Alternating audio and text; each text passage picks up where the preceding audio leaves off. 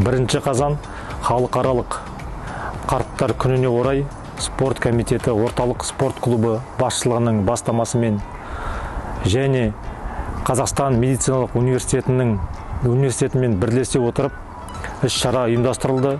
Бұл іс-шара барысында алғашқы медициналық көмек, дене дайындығы жаттығулары көрсетілген болатын. Бұл жаттығулардан кейін келген қонақтарға шахмат, шашки, тоғызқұмалақ, теннис, үстелі, спорт түрлері бойынша ойындар ұйымдастырылды. Сонымен бірге осы іс-шара барысында кішігірім концерт ұйымдастырылып,